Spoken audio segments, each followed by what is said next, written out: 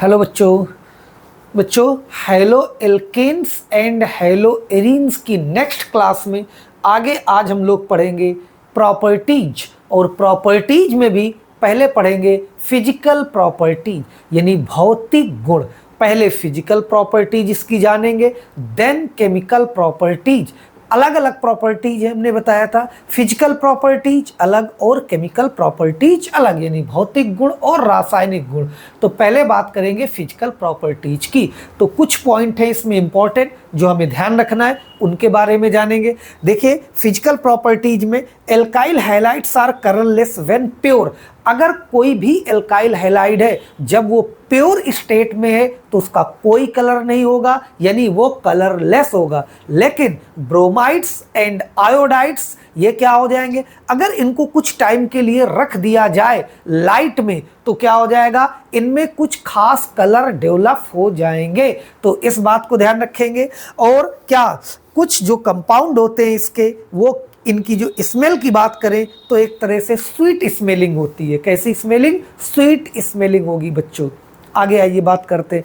अब इसमें सबसे पहली प्रॉपर्टी मेल्टिंग और बॉइलिंग पॉइंट की बात करेंगे। तो मेल्टिंग और बॉइलिंग पॉइंट में अगर हम पहले उसकी स्टेट की बात करें यानी भौतिक अवस्था की, तो जो लोअर हैलाइड्स होते हैं जैसे मिथिल क्लोराइड, मिथिल ब्रोमाइड, जो स्टार्टिंग वाले वो किस फेज में होंगे? वो गैसियस स्टेट में होंगे बच्चों, वो गैस होते हैं। जैसे जैसे मोलर मास बढ़ेगा तो ये क्या होंगे, इसके बाद लिक्विड होंगे और इसके बाद फिर ये सॉलिड में कन्वर्ट होते जाएंगे। तो इस तरह से ध्यान रखेंगे, किसी में हर एक में यही है, स्टार्टिंग के जो कंपाउंड है वो गैसियस स्टेट में है, इसके बाद फिर लिक्विड स्टेट में एंड देन सॉलिड स्टेट। अब बात करते हैं इनके अगर बॉइलिंग पॉइंट की, तो सबसे पहले बॉइलिंग पॉइंट की बात करें तो जैसे जैसे मोलर मास बढ़ेगा इनका बॉइलिंग पॉइंट भी बढ़ेगा। इस बात को ध्यान रखना है। क्या बताया? Increases the molar mass increases the boiling point, यानी जैसे जैसे इनका मोलर मास, अगर हम बात करें यहाँ पर क्या कि क्लोराइड से किसका बॉइलिंग पॉइंट ज्यादा होगा? ब्रोमाइड का। ब्रोमाइड से भी किसका ज्यादा होगा? आयोडाइड का। यह ऑर्डर फॉलो होगा। क्यों? जैसे जैसे यहां पर हमने बताया मोलर मास बढ़ेगा इनका बॉइलिंग पॉइंट भी बढ़ेगा। अगर सेम हैलाइड की बात करें तो सेम हैलाइड में अगर हम ले लें CH3Br, methyl bromide, ethyl bromide, यानी मेथिल से एथिल ब्रोमाइड का बॉइलिंग पॉइंट ज़्यादा होगा और एथिल से प्रोपिल ब्रोमाइड का बॉइलिंग पॉइंट ज़्यादा होगा बच्चों। इस तरह से तो जैसे जैसे मोलर मास इंक्रीज करेगा हमने बताया बॉइलिंग पॉइंट भी बढ़ेगा। इस बात को ध्यान रखिएगा। यहीं पे अगर हम आइसोमेरिक हैलाइड की बात करें, आइसोमेरिक हैलाइड जानते होंगे, यानी जिनका मोलर मास क्या होता है? सेम होता है, लेकिन उनके स्ट्रक्चर जो होंगे वो अलग अलग होंगे। तो अगर हम यहाँ पर बात करें जैसे इस तरह से सिंपली क्या ले लें, ये देखिए प्राइमरी, सेकेंडरी और टर्सरी हैलाइड हमने बताया था। मान लीजिए ये 4 कार्बन का क्या ले लिया? 1 ब्रोमो ब्यूटेन। ये इस तरह से, इसी तरह से ले लें हम सेकेंडरी हैलाइड। सेकेंडरी हैलाइड में ये क्या हो जाएगा? 2 ब्रोमो ब्यूटेन, 1 2 ब्रोमो ब्यूटेन। और तीसरा ले लें टर्सरी हैलाइड। ये देखिए यहाँ पर CH3 CH3 CH3 ये लिखा हुआ है टर्सरी हैलाइड, यानी 1 2 3 2 ब्रोमो 2 मेथिल प्रोपेन। देखिए इसके पहले इसका हम क्लासिफिकेशन आपको बता चुके।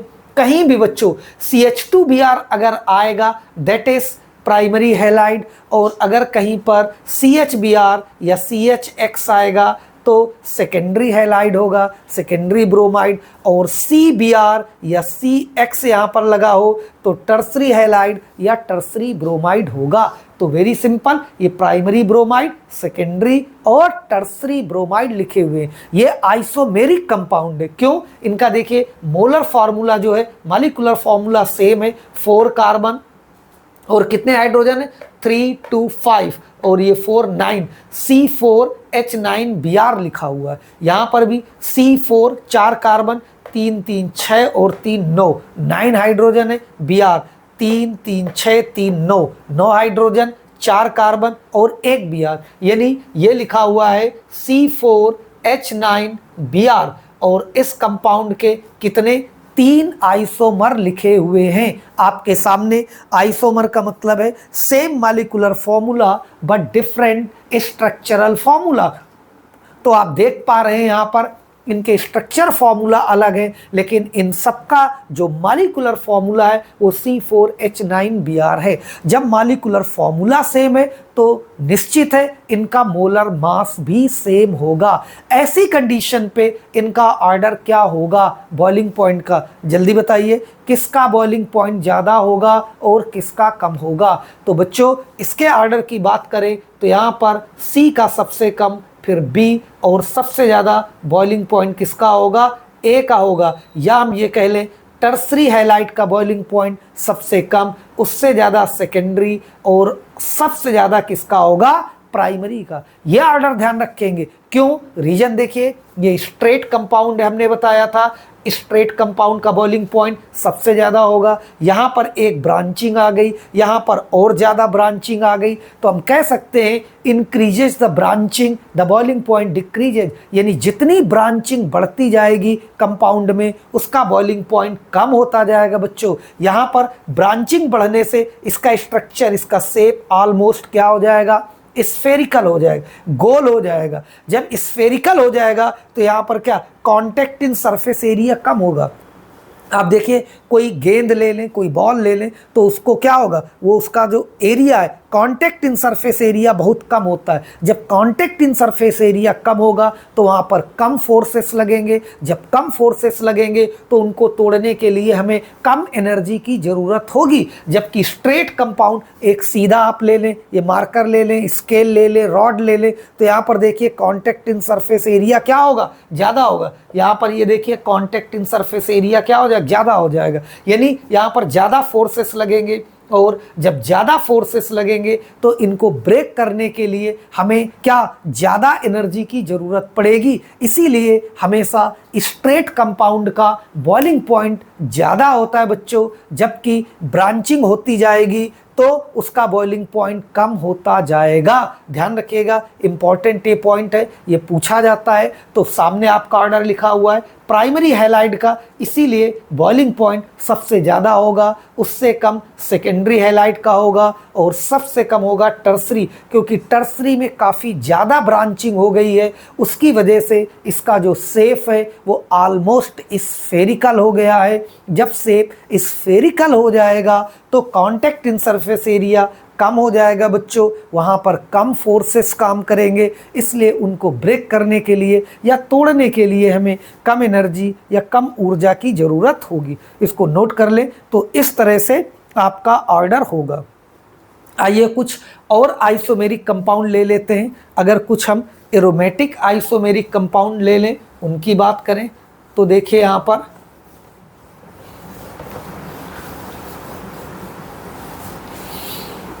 अगर ऐसे ले लें, ये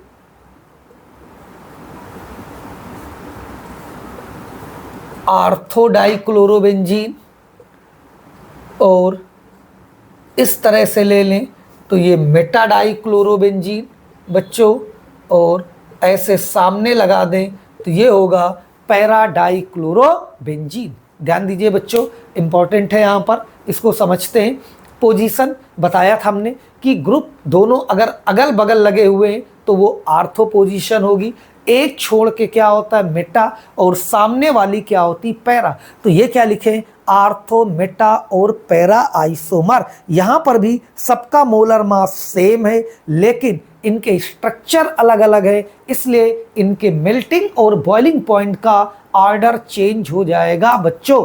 यहाँ पर देखें, बात करें तो हमने बताया था क्या, बॉइलिंग पॉइंट की पहले बात कर लेते हैं। तो बॉइलिंग पॉइंट में बच्चों ये कैसा है, बोलिए, इलेक्ट्रॉन अट्रैक्टिंग ग्रुप, यानी माइनस आई इफेक्ट है, निगेटिव इंडक्टिव इफेक्ट, ये भी क्या है, इलेक्ट्रॉन अट्रैक्टिंग ग्रुप होता है, इलेक्ट्रॉन विथड्राइंग ग्रुप। तो यहाँ पर देखिए दो वेक्टर अपोजिट डायरेक्शन में काम कर रहे हैं, इसलिए इनका म्यू यानी कि डाइपोल मूवमेंट क्या क्या होगा, जीरो। डायपोल मोमेंट क्या होगा, जीरो होगा। और हमने कहा था जिसका डायपोल मोमेंट जीरो होता है वो नॉन पोलर कंपाउंड होते हैं, ठीक है। इसलिए इसका बॉइलिंग पॉइंट सबसे कम हो जाएगा। इनके वेक्टर की डायरेक्शन कुछ इस तरह होगी और इनके वेक्टर की डायरेक्शन कुछ इस तरह से होगी। तो यहाँ पर सबसे कम बॉइलिंग पॉइंट सी का, फिर बी, और सबसे ज़्यादा किसका होगा, ए का। तो आर्थो का यहाँ पर बॉइलिंग पॉइंट सबसे ज़्यादा होगा बच्चों, ठीक है।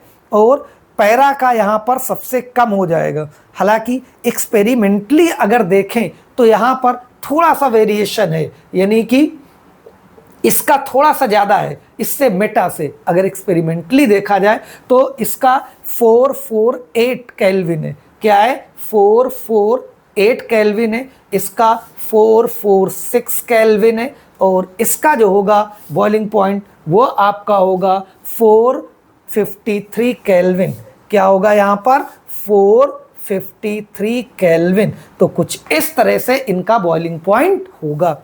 अब अगर बात करें मेल्टिंग पॉइंट की तो सबसे ज़्यादा मेल्टिंग पॉइंट किसका होगा, पैरा का। सबसे ज़्यादा मेल्टिंग पॉइंट क्या होगा, बोलो, पैरा का होगा। क्यों, यहाँ पर दूर दूर ग्रुप लगे हुए, जितने दूर दूर ग्रुप होंगे वहाँ पर उतना ज़्यादा क्या होगा, कंपाउंड एक तरह से उतना क्रिस्टल लैटिस में बेटर फिट होगा। इसलिए यहाँ पर आपको देखना है एसिमेट्री। तो पैरा में सबसे ज़्यादा एसिमेट्रिकल स्ट्रक्चर है, इसलिए यहाँ पर पैरा का मेल्टिंग पॉइंट सबसे ज़्यादा होगा, 323 केल्विन होगा। जबकि इसका होगा 323 केल्विन। मेटा का आपका होगा 249 केल्विन। और आर्थो की बात करें तो 256, ये होगा 256 केल्विन। कुछ इस तरह से इनके मेल्टिंग पॉइंट होंगे एरोमेटिक आइसोमेरिक कंपाउंड्स में। आइए बात कर लेते हैं लास्ट में इसकी क्या, सॉल्युबिलिटी। अगर हम हैलोजन डेरिवेटिव या एल्काइल हैलाइड की सॉल्युबिलिटी की बात करें तो ये क्या होते हैं बच्चों, लेस सॉल्युबल, बहुत पार्शियल, ना के बराबर कह सकते हैं। The haloalkanes are very slightly soluble in water. क्यों, क्योंकि ये वाटर के साथ हाइड्रोजन बॉन्डिंग नहीं बना सकते। बच्चों हमने बताया था ये क्या, वाटर के साथ हाइड्रोजन बॉन्ड नहीं फॉर्म करेंगे। हाइड्रोजन बॉन्ड बनाने की कंडीशन होती है। आगे नेक्स्ट या अगली क्लासों में आपको एक अलग से हम हाइड्रोजन बॉन्डिंग की क्लास देंगे, तब आपके सारे कंसेप्ट यहाँ पर क्लियर हो जाएंगे। फिलहाल आप कह सकते हैं कि जो एल्काइल हैलाइड है वो वाटर से हाइड्रोजन बॉन्ड नहीं बनाते, इसलिए ये वाटर में सॉल्युबल नहीं होते। हाँ, ये थोड़ा सा पोलैरिटी की वजह से, चूंकि ये हैलाइड क्या होते हैं, पोलर मॉलिक्यूल होते हैं, इसलिए ये स्लाइटली, वेरी स्लाइटली सॉल्युबल कह सकते हैं। लेकिन ये ऑलमोस्ट हम कह सकते हैं ये इनसॉल्युबल ही होंगे। तो ये तो बात हो गई इनके फिजिकल प्रॉपर्टीज की, यानी भौतिक गुण। इनमें एक क्वेश्चन दिया हुआ है एनसीईआरटी में, in text question, arrange each set of compound in order of increasing boiling point. क्या, ब्रोमोमीथेन, ब्रोमोफॉर्म, क्लोरोमीथेन, डाइब्रोमोमीथेन। इसको हम फार्मूले के फॉर्म में लिखे दे रहे हैं। ये क्या है, ब्रोमोमीथेन। ब्रोमोमीथेन का मतलब है CH3Br। और दूसरा क्या दिया हुआ है आपका, ब्रोमोफॉर्म, यानी CH Cl3 जैसे होता है उसी तरह से CHBr3, ये हो गया ब्रोमोफॉर्म। क्या है, ब्रोमोफॉर्म। फिर है क्लोरोमीथेन, डाइब्रोमोमीथेन। क्लोरोमीथेन मतलब CH3Cl, फिर डाइब्रोमोमीथेन CH2Br2। ये देखिए, इसको अरेंज करना है क्या, increasing order of boiling point. तो वेरी सिंपल, अभी अभी बताया था, जैसे जैसे मोलर मास बढ़ेगा इसका बॉइलिंग पॉइंट बढ़ेगा। तो यहाँ पर सबसे ज़्यादा मोलर मास किसका होगा, ब्रोमोफॉर्म, CHBr3, इसको ब्रोमोफॉर्म बोलते। 3 ब्रोमीन लगे तो इसका जो मोलर मास होगा सबसे ज़्यादा होगा। जब मोलर मास सबसे ज़्यादा होगा तो बॉइलिंग पॉइंट भी सबसे ज़्यादा होगा। इसके बाद आएगा जिसमें 2 Br लगे हुए हैं, यानी CH2Br2। डाइब्रोमोमीथेन का उससे कम क्या होगा, यहाँ पर ब्रोमीन का, CH3Br का, और सबसे कम होगा CH3Cl का। तो ये हमने इंक्रीजिंग ऑर्डर लिख दिया किसका, बॉइलिंग पॉइंट का। क्या लिखा हुआ है बच्चों, increasing order of boiling point.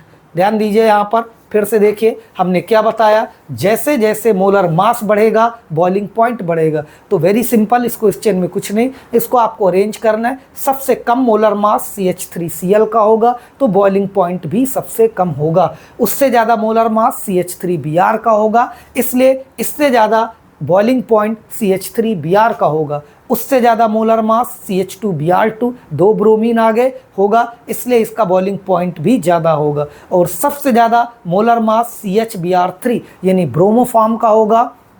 जब मोलर मास सबसे ज़्यादा होगा तो इसका बॉइलिंग पॉइंट भी सबसे ज़्यादा हो जाएगा। तो ये ऑर्डर हो जाएगा बच्चों, इसको नोट कर लें। ये तो बात हो गई आपकी आज किसकी, फिजिकल प्रॉपर्टीज की। आज की क्लास बच्चों यहीं तक हम लोग केवल इसकी आज फिजिकल प्रॉपर्टीज के बारे में जानेंगे। कई इसमें इंपॉर्टेंट क्वेश्चन हैं जो बोर्ड में कंपटीशन में ये पूछे जाते हैं, इनको ध्यान रखिएगा। इसके बाद नेक्स्ट क्लास में हम लोग इसकी इंपॉर्टेंट यानी केमिकल प्रॉपर्टीज की बात करेंगे, केमिकल प्रॉपर्टीज पढ़ेंगे। तो बच्चों आज की क्लास बस यहीं तक, मिलते हैं नेक्स्ट क्लास में नेक्स्ट प्रॉपर्टीज यानी केमिकल प्रॉपर्टीज के साथ में। ओके।